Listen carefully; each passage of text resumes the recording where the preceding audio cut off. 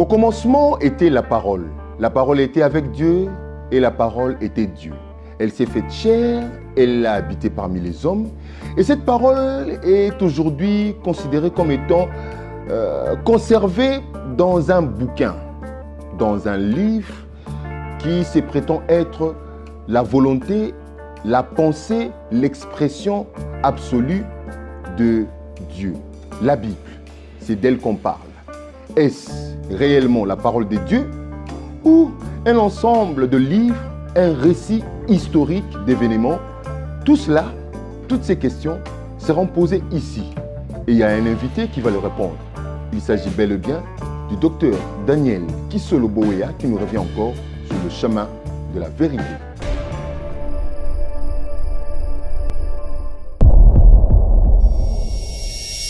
Voilà la Bible, cet ouvrage, ce livre qui contient plus ou moins une soixantaine de livres, un livre qui contient une soixantaine de livres comme ça, des récits historiques, des récits d'événements, des déclarations prophétiques. Et pour certains, cet ouvrage est considéré comme étant la parole absolue de Dieu. Dieu qu'on considère comme étant le créateur de l'humanité, le créateur de l'univers, l'éternel des armées. Et à cette question, à cette problématique, sur quoi nous allons débattre aujourd'hui dans cette émission Chemin de la vérité avec Dr Daniel Kisolo Bouéa qui aime bien se faire appeler bien-aimé frère, à qui nous disons bonsoir et bienvenue. Bonsoir, Papa Rémi Kalonji, bonsoir. Comment allez-vous? Toujours bien, sans problème. Après des semaines, avoir été passé sur notre émission, sur ce plateau de Chemin de la Vérité, aujourd'hui nous avons le réel plaisir de vous retrouver ici sur ce plateau, notre décor habituel de Chemin de la Vérité. Et merci encore une fois de répondre à notre invitation. À moi de vous dire merci. Nous avions parlé autrefois, nous avons épinglé beaucoup de sujets, beaucoup de questions, nous avons touché ça et là, mais aujourd'hui nous voulons aller point par point comme cela a été promis. Comme c'est la Bible qui est, comme le dit le maître mot, ou soit le point focal de tout ce qui parle du judaïsme, du christianisme, de Jésus, de l'éternel des armées, nous voulons d'abord comprendre ce qu'est la Bible. Parce que chacun, on peut le dire comme ça, que ce soit le chrétien, chacun a une approche quelconque de cette œuvre ou de cet ouvrage. Alors, la Bible. Expliquez-nous un peu par définition, la Bible c'est quoi? Étymologiquement, son origine, tout ça.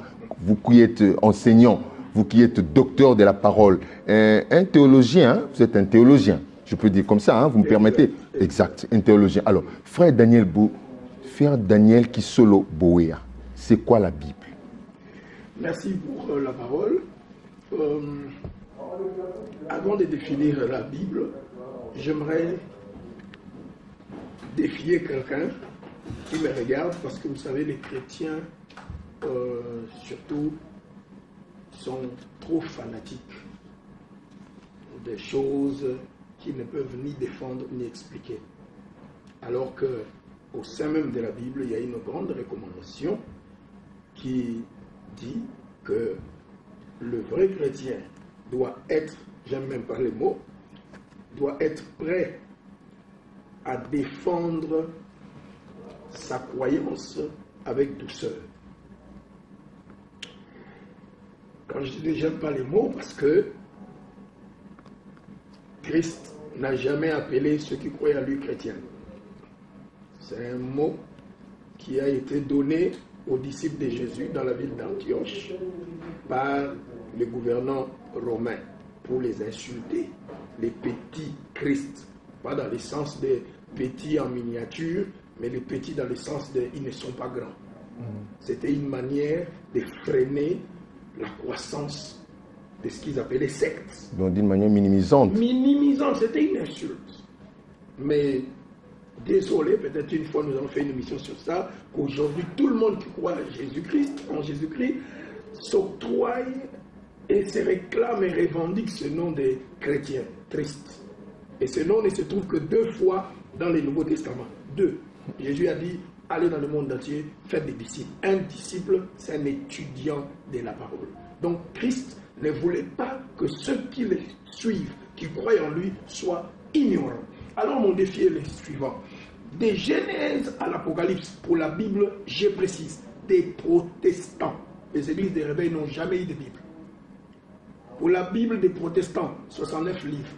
Les catholiques en ont 74. Les juifs n'en ont que 23. Alors qu'est-ce qui est Bible? Celle des juifs, celle des catholiques, celle des orthodoxes ou celle des protestants? De Genèse à l'Apocalypse pour les protestants, le mot Bible, B-I-B-L-E, n'existe pas. Donc le mot Bible n'est pas biblique.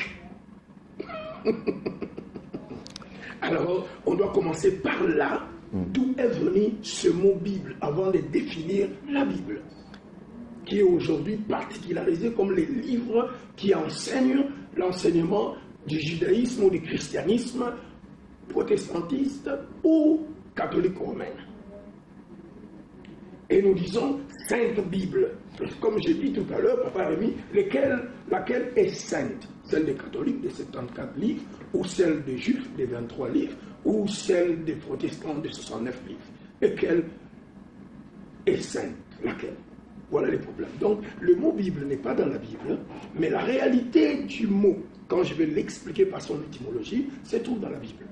Le mot Bible, lui-même, vient du mot grec koiné. Quand je dis grec koiné, c'est-à-dire les Grecs qui ne se parlaient pas en Grèce, mais qui étaient véhiculés par Alexandre le Grand sous l'empire d'Alexandre le Grand. L'empire grec, les Grecs de la rue. Vous avez le mélange, c'est comme l'ancien hébreu de la Bible que Moïse utilise pour nous écrire. C'est un hébreu mélangé des autres langues. Ce n'est pas l'hébreu d'Israël aujourd'hui. Même si quelqu'un, un Israélite, peut lire la Bible en hébreu, mais il ne peut pas comprendre ces figures parce que c'était une langue cunéiforme, qui avait beaucoup de formes et pas d'écriture alphabétique. Alors, Biblia dit grec, et pour être bien précis, notre mot Bible au féminin, là, a fait une grande transition pour devenir la Bible. Venant du latin, qui l'emprunte du grec Biblia, qui est un... Donc, attendez, du grec koiné, grec de la rue, comme voilà. Vous avez dit, le langage de la rue. Biblia. Donc l'origine c'est Biblia du grec. Biblia du grec, transité par les latins, Bibliae. Ok, je vais y arriver. Qui va plus tard nous donner un féminin singulier, la Bible. Alors que Biblia est le pluriel qui signifie les livres avec S. Pluriel. Alors le singulier... Biblia, c'est le pluriel. Ensemble de livres. Les livres. Donc en un mot, si vous allez comprendre, la Bible n'est pas un livre. La Bible que vous avez est devenue un livre quand ça a été imprimé. Mais la Bible est une bibliothèque. Biblia, les livres, c'est l'ensemble de plusieurs livres. Pour les uns, 69, comme je dis, pour les autres, 74, pour les autres, 23. Ok. Une bibliothèque, ce n'est pas un livre comme aujourd'hui nous l'avons en main grâce à l'imprimeur Robert Estienne de France, qui nous l'a imprimé pour la première fois, Vulgate. Un pluriel, un mot pluriel, bibliothèque, les livres. Comme quelqu'un qui vous a posé la question, il a dit erreur, ça signifie Bible par excellence. Écoutez-moi, chaque mot a son histoire dans sa langue. C'est pourquoi nous faisons la linguistique à l'école pour connaître ces mots viennent du latin, en quelle période, et tout ça et tout ça. Donc, que les chrétiens fanatiques ne définissent pas la Bible en disant Bible par excellence. Faux. Biblia signifie les livres. Et ce n'était pas référencé à une autre Bible que nous avons. Non. On appelait les Bibles, tous les gens sous l'Empire grec, bien même avant, avaient leurs livres. Et l'ensemble des livres qu'ils avaient, quelqu'un peut avoir sa bibliothèque, disait Biblia. Et plus tard, le singulier est sorti, ta Biblia. Ta Biblia, qui est le singulier, le livre, qui est au fait une forme qui est empruntée à partir des herbes poussées en Égypte qu'on appelait les papyrus, qu'on appelle en grec biblos. Biblos. Et quand les papyrus sont importés ou exportés de l'Égypte vers la Phénicie, elle prend le nom de biblos. Biblos, c'est toujours au pluriel les livres, parce que c'était la matière à partir de laquelle on couchait des écritures, l'encre. À cause du fait que le pot des vélins, sous les intempéries, connaissait beaucoup de fluctuations. Oui. Alors on est passé par les papyrus, qu'on appelle biblos en grec, qui va nous donner la Biblia au singulier et qui nous donne Biblia au pluriel, les livres qui transitent Biblia et en latin, qui nous donne on devait dire le Bible, mais à cause du temps médiéval, du latin médiéval, on a pris ce singulier, Bibliae, et on l'a féminisé, qui était masculin, on l'a féminisé par la Bible dans toutes les langues vernaculaires de l'Europe occidentale. Alors, la Bible, comme nous l'avons dit l'autre fois, l'Église n'était pas un mot chrétien. La première personne dans l'histoire de l'Église à voir que tout le monde appelait leur livre ta Biblia, ta Biblia, ta Biblia, ta Biblia. Alors il dit, nous aussi, nous avons des écrits de l'Ancien Testament et du Nouveau Testament, et qui, dans ces écrits, pour la première fois, a appelé, à partir de là où les chrétiens ont commencé à appeler ces livres que nous avons, Bible, c'est Jean Chrysostome, un des disciples des premiers apôtres, Jean. Il utilise pour la première fois le mot Biblia pour parler de l'ensemble de l'Ancien Testament et du Nouveau Testament. Et depuis ce jour-là, ce mot-là est devenu un mot chrétien. Alors, dans le sens chrétien, la Bible, c'est une bibliothèque qui contient des livres qui contiennent la parole de Dieu. Parce qu'elle-même, la Bible, chrétienne maintenant, ou juive, pour l'expliquer. Pardon, frère Daniel. Donc, Biblia est l'ensemble de livres qui contiennent la parole de Dieu. Oui, j'ai noté là. Voilà, il faut souligner, vous qui nous suivez à la maison, il faut souligner l'ensemble de livres qui contiennent la parole de Dieu. Soulignez déjà ça. Pas qui contiennent Dieu d'ailleurs, parce que Dieu est plus grand que la Bible. La Bible ne peut pas contenir Dieu. Donc, en d'autres termes, la Bible ne dit pas tout sur Dieu. La Bible vous dit l'essentiel sur Dieu. Et une autre chose, pour comprendre bien la Bible, vous devez comprendre ces 4 mots que je vais vous donner. Inspiration de la Bible, révélation de la Bible, illumination de la Bible et interprétation de la Bible. Si vous voulez saisir les concepts Bible, pour ne pas avoir des problèmes que nous avons aujourd'hui, des fausses doctrines, des fausses interprétations, ces 4 mots doivent être différenciés. Inspiration, illumination, et inspiration, révélation, illumination et interprétation de la Bible. Ça, c'est tout un cours que je donne dans mon école de théologie. Donc, excusez-moi. Et deuxième chose, j'ai une maîtrise en cela. Donc, nous allons parler clairement. C'est quoi? Parce que quelqu'un vous a posé la question, il a commis une erreur. 2 Timothée 3, versets 16 et 17. Toute écriture est inspirée de Dieu. Vous avez bien dit. Toute écriture est inspirée de Dieu. Je dis Amen. Mais toute écriture n'est pas révélée de Dieu. I'm sorry. Là, nous venons d'avoir l'origine et la définition du terme de la Bible, en fait. De la Bible, de ce mot-là, la Bible, pourquoi elle est même au féminin. Alors, vous avez bien dit que la Bible est composée selon les tendances de 69 livres pour les protestants, de 74 à 74 pour les catholiques et de 23 pour les juifs. D'ailleurs, il faut ajouter, les catholiques aussi ont enlevé encore d'autres 14 livres. Donc, s'il fallait encore faire plus 14. Donc ça va être encore 88. Mais c'est pas aujourd'hui, nous parlons de l'histoire de la Bible. Donc, il y a tout. D'ailleurs, les catholiques que je parle là, ce sont des catholiques romaines. Parce que les catholiques, l'église catholique, c'est l'église originelle. Hein, originelle, tous les chrétiens. Ça, on va revenir encore sur ce débat-là. Parce que beaucoup ont été un peu confus, dire que, oh, mais comment nous, on n'est pas des... Non, les catholiques, c'est l'originel. Les catholiques romaines. C'est pourquoi il y a même catholiques orthodoxes. Pourquoi ils sont confus? Maintenant, non, bon, on en reviendra sur... Il y aura des émissions. Les chrétiens sont fanatiques, ils ne veulent pas connaître les origines des choses. C'est pourquoi je vous convie à vous inscrire déjà. Comment défendre une chose que tu crois sans en connaître les origines?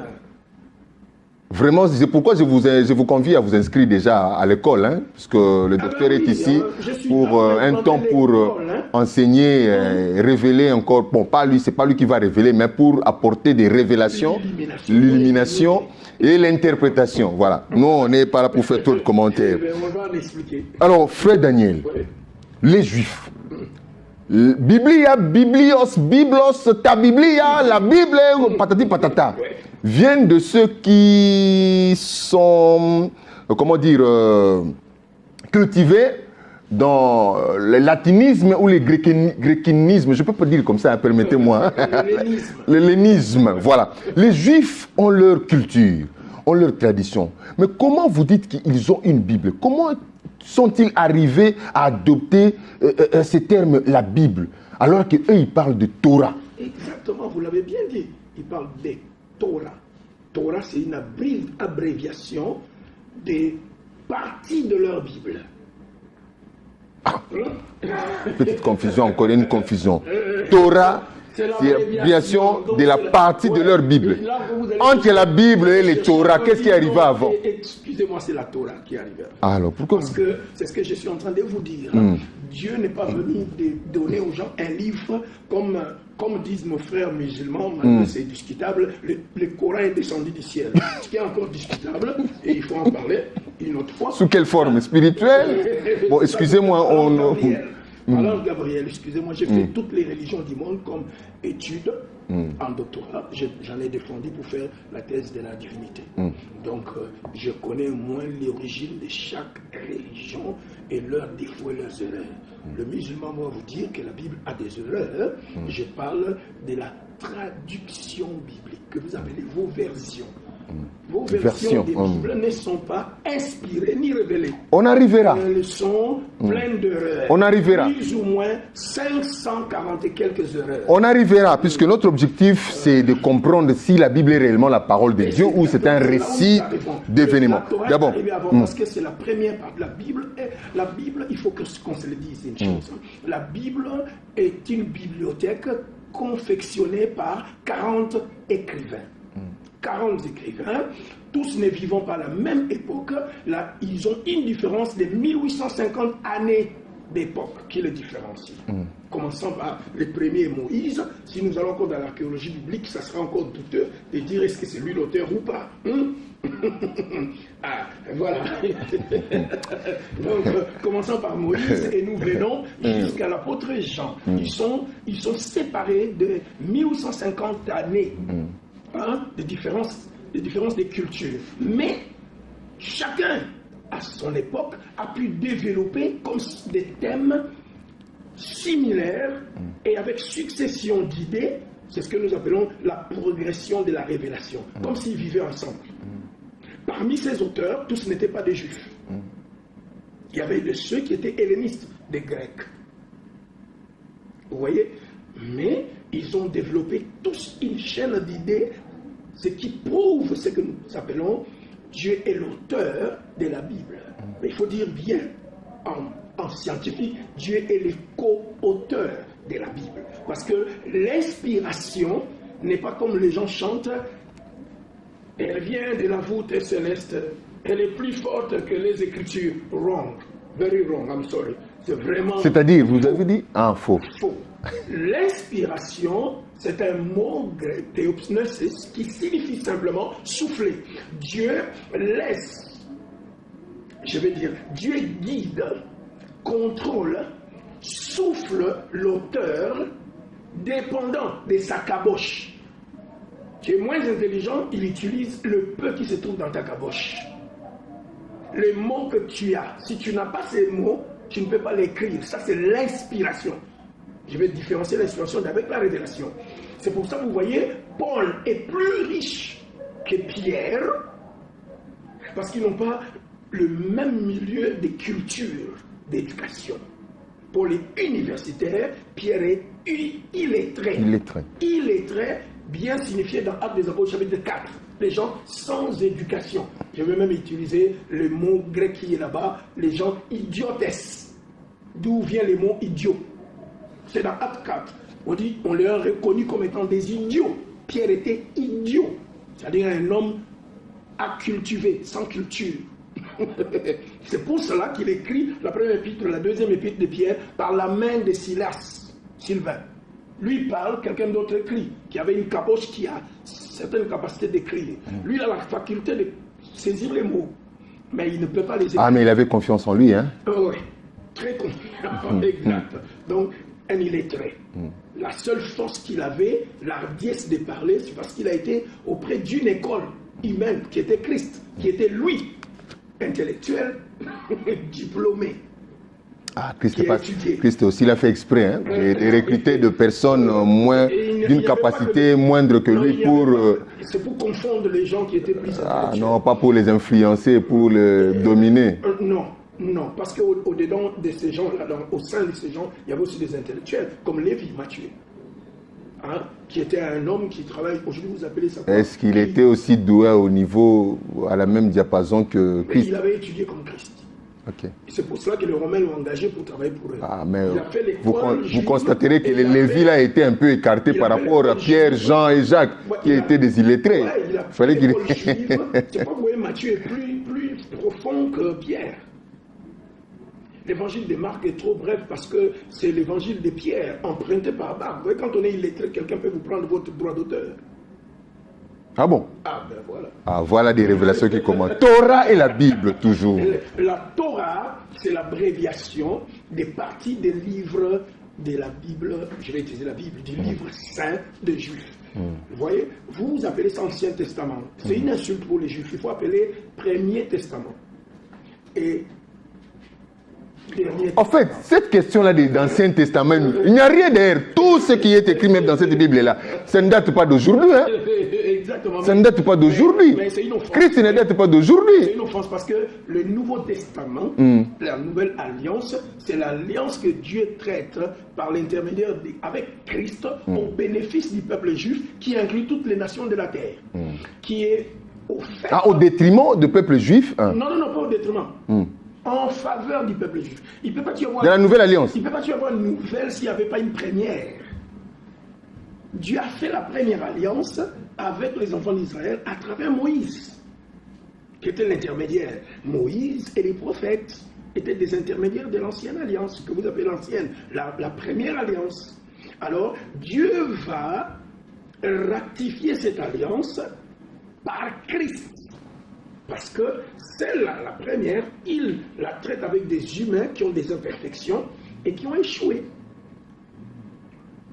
Alors maintenant, il va traiter avec une personne qui est parfaite, qui va remplir toutes les conditions. C'est pourquoi cette personne devait être juive comme les autres. Et Jean chapitre 4, le salut vient des juifs. Comme j'avais dit l'autre fois dans votre émission, si quelqu'un veut prêcher la Bible, là je parle de l'interprétation, c'est l'application de ce que vous avez compris. Vous voyez, l'inspiration, c'est le fait que Dieu est en train de guider les auteurs de la Bible, selon leur niveau intellectuel, illettré ou pas, selon leur culture, à faire le choix des mots. Dieu guide cela pour que ça soit sans erreur. Vous comprenez? C'est pourquoi nous disons, seule la Bible originale, c'est-à-dire les livres originaux premiers qui étaient sans erreur. Mais tous les autres originaux que nous avons aujourd'hui, qui ont été des copies des originaux. Des rapports. Ont des erreurs. Je vous donne par exemple, vous avez 1 Samuel chapitre 13, verset 1, vous pouvez lire ça. Saül, âgé de ... ans, lorsqu'il devint roi. Comment Dieu si la Bible est la parole inspirée de Dieu, comme quelqu'un l'a dit, comment Dieu, omniscient, omnipotent, omniprésent, peut oublier l'âge de son premier roi? Moi, je n'oublie pas dans quelles circonstances Dieu fait mon premier garçon, qui a aujourd'hui 24 ans. Vous avez dit 1 Samuel combien? 13, verset 1. Et vous en avez comme ça plus de 15 dans la Bible. Hein? Les points. Si vous voulez une autre émission, je viens vous montrer ça. 1 Samuel chapitre 13, verset 1. Oh! Mais que la vôtre qui m'a posé la question sur votre émission, j'étais en train de dire des erreurs. Saül était âgé de ... ans. Comment les Saint-Esprit peut oublier l'âge je n'ai jamais remarqué ça. Mais c'est parce que les gens n'ont pas étudié comme nous. Les gens sont on m'a donné dans l'erreur là. Les gens sont des autodidactes, mon frère. Ils dénichent les choses dans les YouTube, dans les Wikipédia, tout ça. L'école classique reste la chose importante pour expliquer ça. Moi, je vais t'expliquer ça. Un musulman, pour poser cette question, moi, je peux défendre ça. Ça s'appelle les erreurs apparentes de la Bible.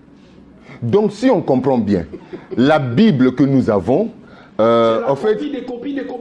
Oui, par rapport au Torah. Pour comprendre par rapport à la Torah. La Torah, c'est ce que vous appelez, vous, Ancien Testament. Donc... ça contient les 5 livres de Moïse. Alors maintenant, avant que la Bible ne soit dénommée comme telle, puisque le Nouveau Testament est composé de livres écrits par des apôtres, les disciples de Christ qui sont restés pour relayer l'histoire, pour raconter l'histoire ou pour enseigner. Alors Paul avait, lui-même comme il avait la capacité, il avait le niveau, il a écrit ses lettres et ainsi de suite. Pierre dictait à un disciple ou soit un condisciple, je ne sais pas, et les autres l'ont fait de la même manière. À l'époque là, chacun écrivait sa lettre. Comment était-il dénommé? J'arrive, c'est ce que j'ai touché un texte que quelqu'un m'a... Parce que si je comprends que la Torah, c'est la composition de tout ce qui est considéré comme l'Ancien Testament. Maintenant, le Nouveau Testament.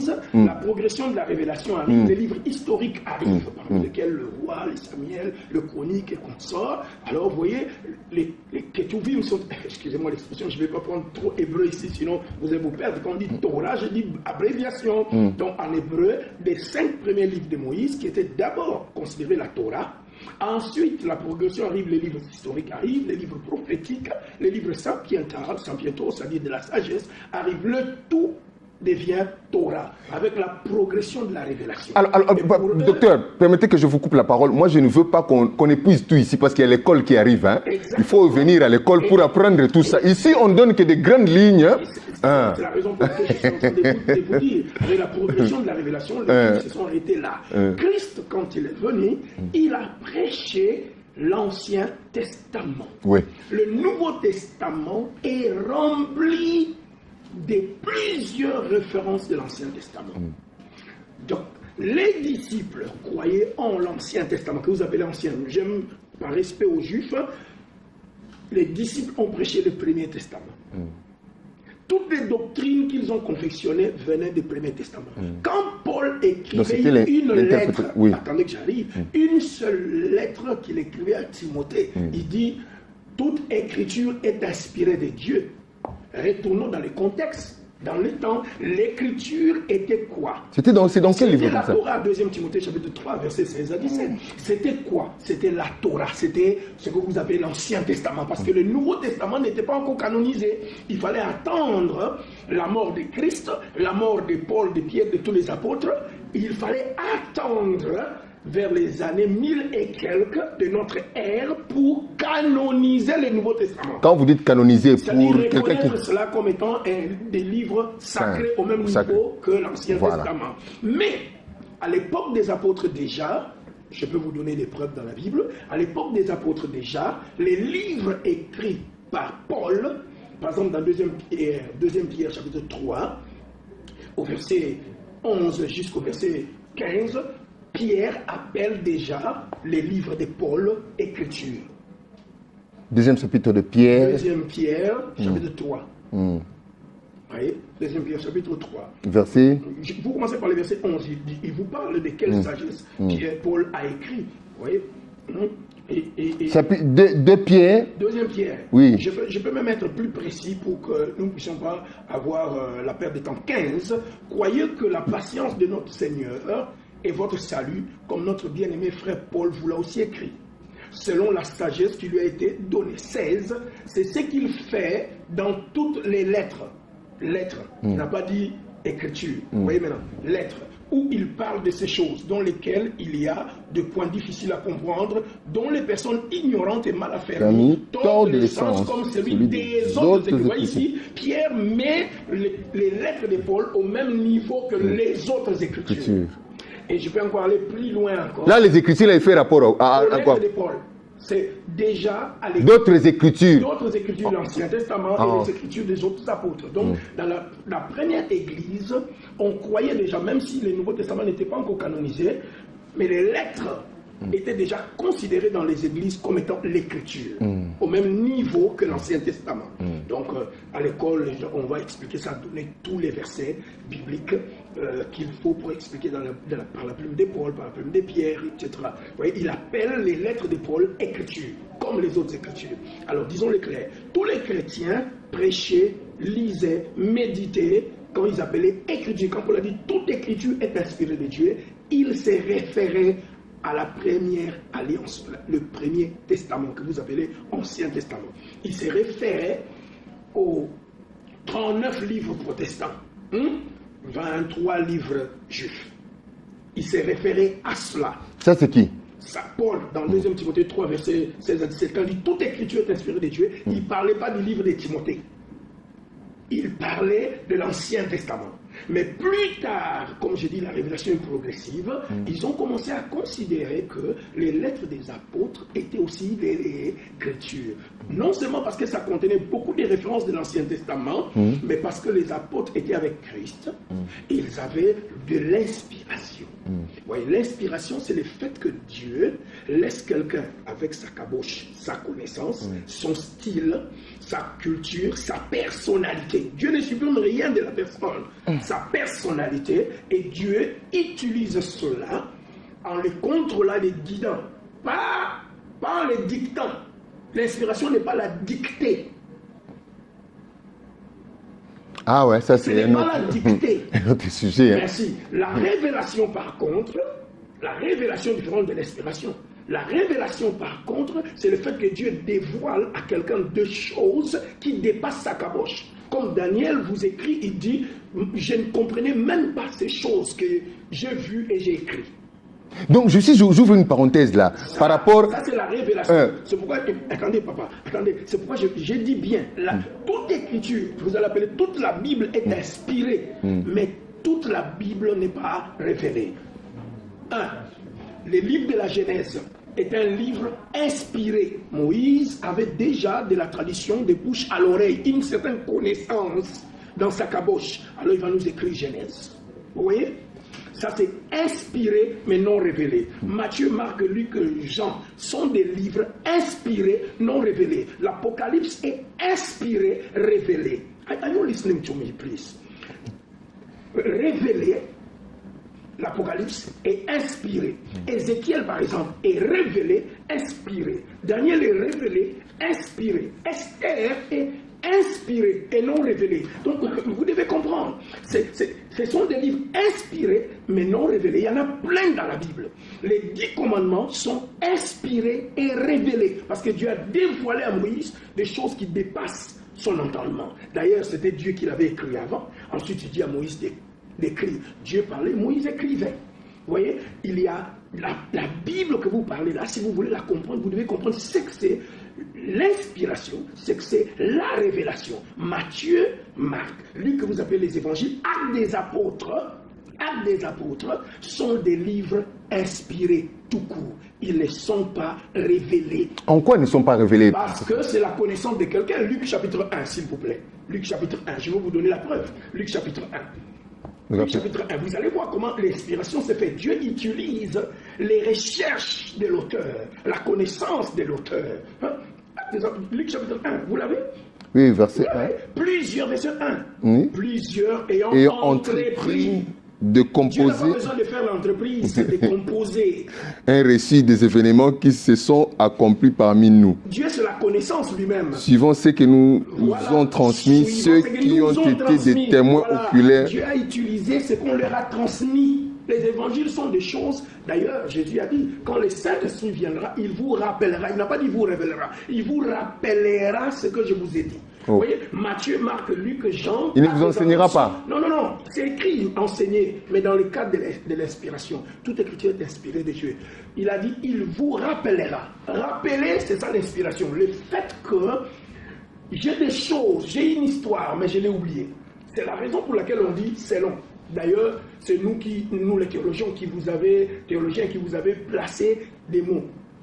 Comme je vous ai montré, le mot Bible n'est pas dans la Bible, le mot Genèse n'est pas biblique. Le mot Genèse n'est ni inspiré ni révélé. Hein? Voyez, nous, les Juifs, sont les premiers qui ont commencé dans la Torah à nous donner des thématiques. Voyez, ils ont pris la Genèse à partir du mot Genèse, qui est venu français, mais le mot hébreu c'est Bereshit. Ces mots-là, comme Exode, Lévitique, Nombre, Deutéronome, sont des mots qui sont venus, qui se trouvent dans les livres. Ce sont l'essentiel des livres. Par exemple, dans Genèse chapitre 1, verset 1, Bereshit Elohim, Bara, Shamaim, Eretz. Au commencement, Dieu créa les cieux et la terre. Vous voyez, à partir du mot au commencement, on intitule tous les livres Bereshit, Genèse en français. Vous voyez? Alors, on regarde, on dit, oh voilà, Dieu dit, je suis descendu pour que tu sortes mon peuple de l'Égypte. Vous voyez? Passons le mot hébreu, Exode. Donc, à l'école, les gens vont apprendre tout ça. Comment est-ce qu'on est arrivé à titrer ça? Alors, le second chrétien de l'église primitive, quand ils sont arrivés, les disciples des disciples de Jésus, et aussi, sont allés avec le même modèle. Vous voyez, vous avez Matthieu, il n'y avait pas Matthieu. Quand vous avez les textes originaux, vous avez Kata Matthäus, Kata Marcon, Kata Lucas, Kata Joanne, selon Matthieu, selon Marc, selon Luc, selon Jean. Il n'y a pas évangile selon. C'est ni biblique, ni inspiré, ni révélation. Nous avons facilité aux gens de retrouver des livres. Parce que c'est une bibliothèque. Parce que quand vous êtes dans votre maison, vous avez classé des livres. Alors, vous vous retrouvez, vous avez Matthieu. Vous avez dit Kata Matthieu. Matthäus. Ça c'est grec. Hein? Dans leur récit, quoi. Donc là, maintenant, je comprends. C'est long. Quand on dit c'est long, ça signifie quoi? Est-ce que Dieu peut parler c'est long? C'est pourquoi il y a des différences. Je pourrais vous montrer un texte dans votre Bible, s'il vous plaît. Bon, c'est un témoignage, non? C'est un témoignage selon Daniel, selon Rémi, selon Jacques. C'est pas l'inspiration. L'inspiration, c'est ce que moi, je me suis rappelé. Et lui, se rappelle autre chose. Moi, je me rappelle autre chose. Je vais vous poser une question, parce qu'il y a quelqu'un qui nous dit, par exemple, vous avez des textes, par exemple, dans Matthieu. Pasteur, vous ne voyez pas que vous êtes en train d'éloigner les croyants de... C'est la raison pour laquelle les prêtres font 7 ans pour apprendre la Bible avant de l'interpréter. Il doit comprendre l'inspiration, la révélation. L'illumination, c'est la compréhension que vous avez. On vous taxera de ce grand mouvement, comment on l'appelle, sioniste, judaïque. Je ne suis ni l'un ni l'autre. Je suis exactement disciple de Jésus-Christ. Disciple de Jésus-Christ, étudiant, comme Jésus a dit dans Matthieu 28, verset 19, faites de toutes les nations mes mathetes. Le mot grec traduit mal mes disciples. Le mot est mes étudiants. Voilà, le mot de vérité, les étudiants. Vous voyez, comme je vous ai dit, Lucero, Darby, tout ça ne sont pas des Bibles. C'est pourquoi on vous écrit, si on avait une Bible en papier, si on allait voir ça, la Sainte Bible, traduite d'après les textes originaux par Louis II. Donc, je pense que chacun à la maison a sa Bible, est en train de voir au début, là, c'est presque la 3e feuille. Là. Louis II vous dit, je suis une traduction. Aucune traduction n'est fidèle. Alors, pasteur, si je comprends bien, donc la Bible n'est pas la parole de Dieu. La Bible contient la parole de Dieu. Je suis en train de vous donner, le mot Bible n'est pas dans la Bible. Même si la réalité dans la Bible, dans Josué 1:8, que c'est le livre de la loi. Le livre de la loi ne se référait pas à toute la Bible. Ça s'est référé d'abord au livre de Moïse. Plus tard, comme je vous ai dit, les livres prophétiques et consorts, que c'est le livre de la Torah. Et aujourd'hui, plus tard, nous commençons à le dire que c'est toute la Bible. Mais le contexte de Josué, quand Dieu disait à Josué, c'est le livre de la loi, il s'agissait de la loi écrite par Moïse qui a placé les 2 tables des commandements dans l'arche de l'alliance. C'est à ça qu'il faisait référence. Vous voyez? Et Moïse vient par révélation et inspiration, il nous donne plus de 653 lois. C'est pourquoi nous avons dans la loi, il faut comprendre, la partie spirituelle de la Torah et la partie ordonnance de la Torah. Là où je veux dire la constitution d'un peuple. Quand on dit par exemple qu'une femme ne peut pas porter les habits d'un homme dans l'assemblée, il s'agit de quelle assemblée? Parce qu'à l'époque de Moïse, les gens étaient devant les portes de leur tente, regardant vers les parvis, pendant qu'un seul individu ou une seule famille faisait le service pour eux. Ça, c'était pas l'assemblée. Donc l'assemblée était, comme j'avais dit la fois passée, ecclésia, quand on voulait parler des affaires de la ville. Alors ça devient, ce n'est plus l'assemblée de l'église, ce n'était pas pour adorer, c'était pour régler les problèmes de la cité, à cause du fait qu'ils n'avaient pas encore découvert les bandes hygiéniques. Et les femmes n'avaient pas de sous-vêtements. Ah oui, n'avaient pas de sous-vêtements. Ce que nous appelons aujourd'hui culotte, qui va jusqu'au genou, c'était là les sous-vêtements de l'époque de Jésus, à l'époque de Moïse, qui montrait sa nudité. Pasteur Frère Daniel, nous tendons déjà vers la fin par rapport au temps nous imparti. Vous avez dit la Bible il faut partir de l'inspiration, de la révélation, de l'illumination, de l'interprétation. Alors comment utiliser alors ces livres? Parce que les tendances nous les présentent avec 69 livres, avec 74, et s'il faut aller exagérer, 88, avec 23. Comment alors utiliser ces livres qui comprennent beaucoup de récits, beaucoup d'histoires, beaucoup d'événements, on relate de tout, et il y a même de messages qui passent, parce que vous l'avez dit, il y a même à l'intérieur la parole de Dieu. Et la parole des hommes. Et la parole des hommes, et même les paroles de Satan. Satan aussi. Alors comment utiliser... Comment utiliser la Bible? Parce que ceux-là qui marchent avec le grand bouquin là sous leurs aisselles là, et ils se prétendent être... La Bible l'a dit. Non. C'est pourquoi je dis, il faut, pour bien utiliser la Bible... Puisqu'on nous dit, il est écrit dans la Bible. Bon, on se dit, bon, c'est de l'idolâtrie alors. Jésus a dit dans Matthieu chapitre 4, l'homme ne vivra pas de pain seulement, mais de toute parole qui sort de la bouche de Dieu. Parole qui sort de la bouche de Dieu, pas parole qui sort de la bouche de Satan, pas parole qui sort de la bouche d'un démon, qui se trouve aussi dans la Bible.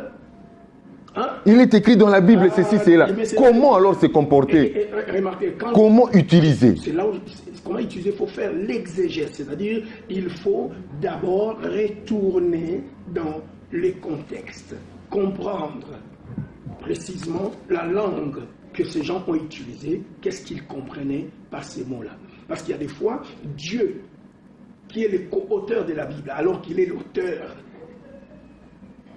primaire, la source de la parole contenue dans la Bible, mais il vous dit par exemple, je donne un des commandements, honore ton père et ta mère afin que tu vives longtemps sur la terre. Tel est le commandement que l'Éternel vous a prescrit. Même quand vous lisez cela, vous ne voyez pas que c'est pas Dieu qui parle, c'est Moïse qui parle. Donc Dieu parle en utilisant la bouche de qui? Yes. Donc vous devez savoir disséquer. Vous voyez ici, Dieu parle en utilisant, parce que Dieu ne peut pas dire que l'Éternel vous... Alors nous pouvons conclure que la Bible n'est pas, bon, en fait, n'est pas le monopole de la parole de Dieu. C'est un livre qui... Non, la Bible c'est un livre où vous pouvez trouver la parole de Dieu qui vous guide. Mais il n'a pas ce monopole-là de contenir la parole de Dieu. Non, la Bible n'a pas toute la parole de Dieu. C'est écrit dans Jean. Donc on peut retrouver la parole de Dieu dans différents autres livres. Alors. Même dans différentes cultures. Prenons par exemple le cas d'un exemple que vous venez de dire là, les propos où Moïse déclarait selon la loi de Dieu que tu honoreras ton père et ta mère. Mais je le vois chez les Bangala, chez les Baluba, chez les Bateke, chez les Baswahili, toutes ces traditions-là imposent cette loi-là, cette règle-là, que tout enfant doit obéissance absolue aux parents, qui sont ses géniteurs. Vous voyez que, c'est que la parole de Dieu se trouve dans, sous plusieurs formes, dans différentes cultures. C'est ce que j'étais en train de vous dire tout à l'heure. Un autre débat qui viendra. La révélation a deux groupes.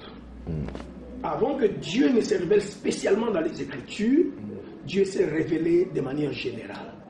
Il s'est révélé par la nature, il s'est révélé par la conscience. Vous savez que toutes les lois du monde sont le produit de la conscience humaine. Vous voyez, il s'est révélé par la conscience, il s'est révélé par la nature. Vous voyez, Dieu s'est révélé en utilisant toutes ces choses.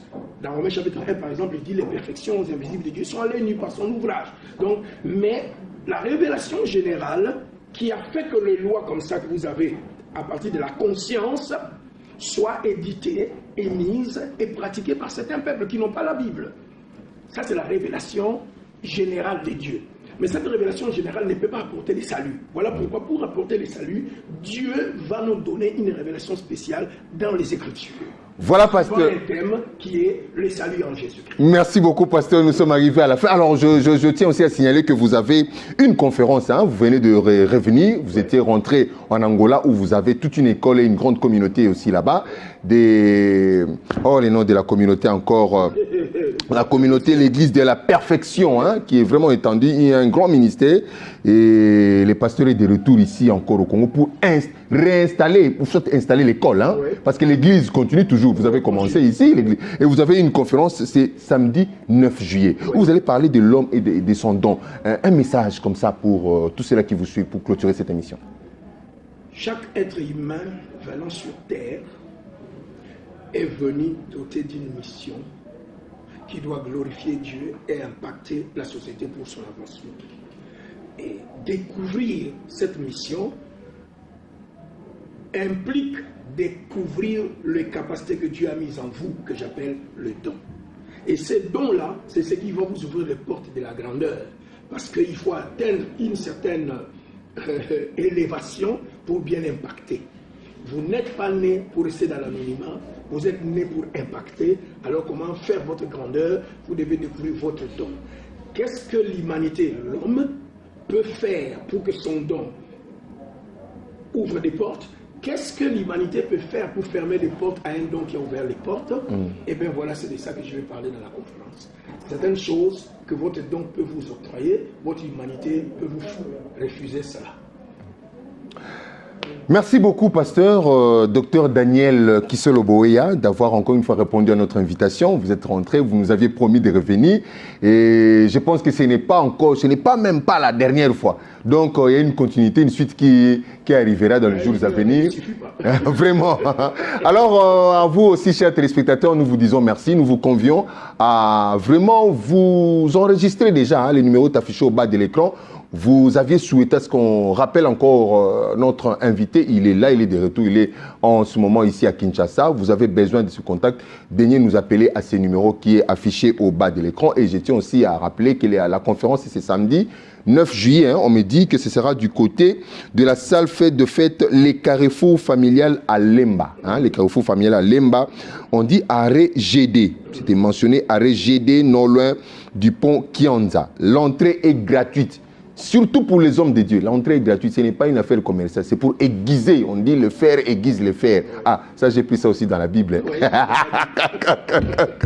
C'est de 8h à 12h à Lemba. Vous nous appelez au numéro qui est affiché au bas de l'écran pour avoir de plus amples détails. Nous vous disons merci. Merci beaucoup à toute l'équipe technique qui nous a soutenus pour le succès de cette émission. Merci à toute l'équipe qui accompagne le pasteur Jacques Chamala, pasteur Mireille, pasteur Massounja, tout le monde. Hein? Donc, que Dieu vous bénisse. Merci beaucoup à toi, celle qui a tué aussi, Jikaka. On se retrouve prochainement pour un nouveau numéro sur le chemin de la vérité. Toujours avec un réel et le même plaisir. Portez-vous bien dans vos maisons à la suite de nos programmes. Au revoir.